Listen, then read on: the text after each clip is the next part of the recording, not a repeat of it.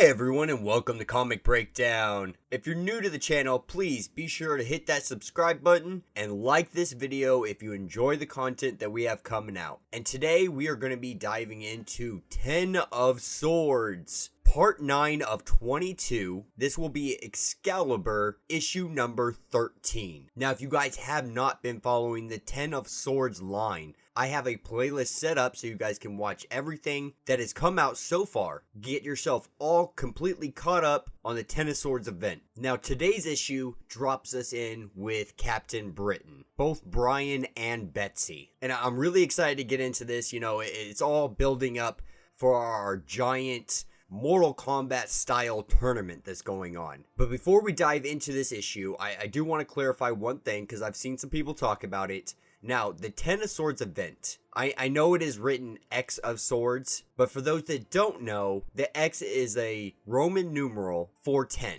Now, this is all based off of tarot cards, and tarot cards use Roman numerals. So I just wanted to clarify that up. It is 10 of Swords for those that have any kind of confusion on what exactly the title of this event is. So without further ado, let's dive into this issue. Now, this issue, we see the arrival of Jamie and Brian Braddock. Now, Brian was the previous Captain Britain, but he eventually ended up passing on the amulet, which we'll talk about here in a little bit. He passed the amulet on to Betsy. And so since then, she's become the new Captain Britain. And he holds the Sword of Might, which we will also talk about here in a second. Now, both of these guys' names were brought up in the prophecy. So both of them have to go to the fight. The Sword of Might is one of the swords that they have to wield. And the Starlight Sword is the other sword. It's a sword that they have to find. Now, these two have a discussion because Brian passed the amulet to her. She kind of took over for Captain Britain, being Captain Britain now. You know,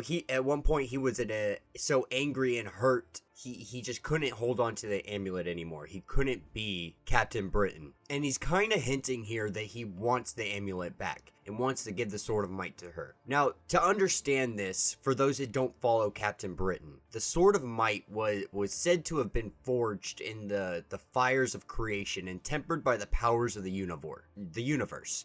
The sword has acted part of a test for the new Captain Britain for as long as people can remember. And so traditionally, whoever the candidate for Captain Britain is given a choice between the Amulet of Right and the Sword of Might. And if they choose the sword, they fail the test. Now, Brian had been held in captivity for quite some time. And his first go around, he had chosen the amulet. But when Merlin and Roma approach him again, he chooses the sword. And he's only drawn it once, and he won't do it again. Because of the power it holds, he rejects it. And so they all start having a discussion. Saturnine, Betsy, Brian, and Jamie. And they're talking about the Captain Britain Corps as it stands. Now, the Captain Britain Corps was essentially a team of defenders protecting Great Britain, the otherworld, and all realities from threats. You know, the British Isles are the place where the otherworld touches Earth. And so this is where the Captain Britons reside. This is pretty much the Captain Britain's job. Like, their job is to protect the Starlight Citadel. They're supposed to be protecting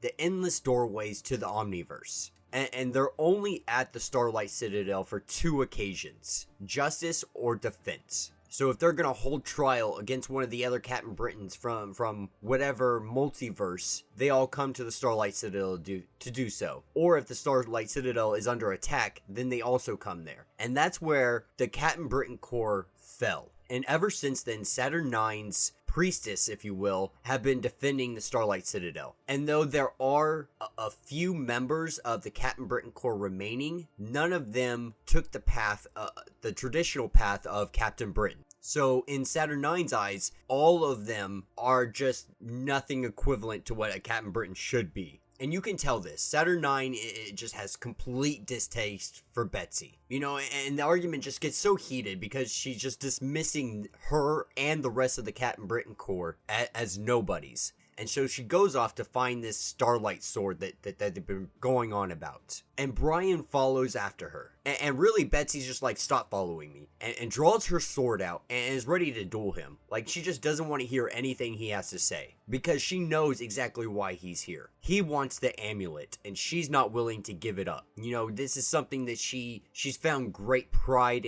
and honor in doing, and it's not something that she's going to give up to him. Now, picking up later that evening, Jamie is laying in bed, and the Captain Britain Corps sneaks into his chambers and attempts to assassinate him. And this is where Betsy and Brian hear his screams and call for the guards, and they rush to his bedchamber. And what they find is Jamie just handling the Captain Britain Corps. Like, these guys are no match for him. He even kills one of them. And obviously this only makes the Captain Britain Corps more furious, and they come at him with everything. And this is where we see Brian wield the Sword of Might. And instead of going by the name Captain Britain, he goes by Captain Avalon. And the Captain Britons are just, they stand down immediately. They're just like, nope, we're not doing this. And this is where Saturn 9 shows up, and she kind of breaks it all up. You know, she doesn't want Brian to wield the Sword of Might. And she sentences all the captains to prison,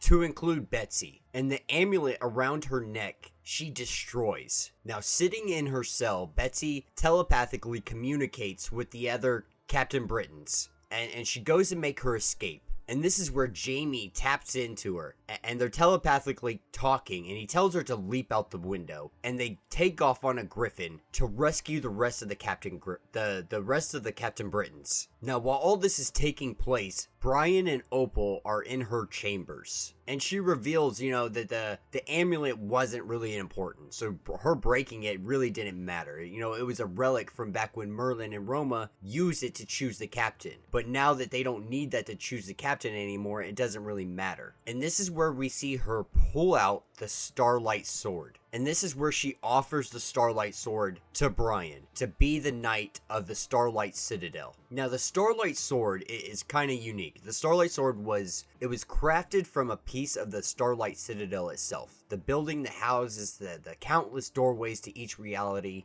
And no one really knows exactly what material or alloy it's created out of. But we do know that Saturn 9 created this sword, forged to arm Captain Britain in the absence of Merlin, Roma, and the objects of their test. And whoever wields this is the protector of Otherworld, and is the defender of the Omniverse. And she tells Brian, you know, leave behind the Sword of Might and take your place as Captain Britain. And he agrees to do it, and they start like making out, and this is when Betsy and Jamie see the sword just laying on the floor. And so she's just like, all right. And she runs in, picks the sword up, and is like, all right, I got this. And Saturn 9's so confused. She's just like, what? Like I wrote the prophecies. Like, this is my game. What is going on here? And what she didn't account for is Brian not falling for her charm. You know, and Brian just says, you know, I'm Captain Avalon, humble servant to my family's kingdom, a role that I do not take lightly in the least. And I'm a married man, one who's willing to distract you for a cause. And this is where we pick up on Krakoa, and they walk through the portal, and they both take their place along with our other heroes, awaiting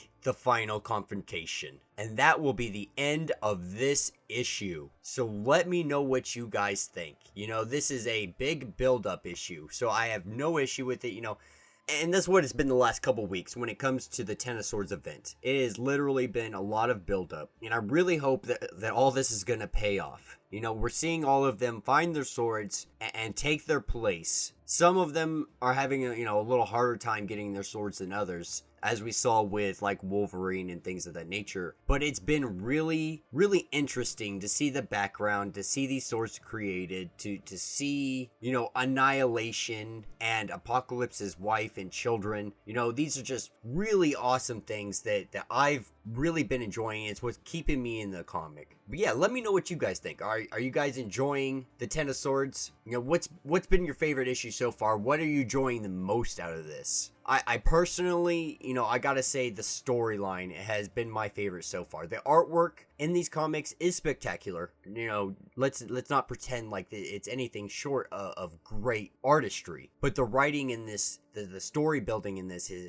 really got me just hooked into this comic. So yeah, if you guys have not yet, please be sure to like this video and subscribe to the channel. And until the next video.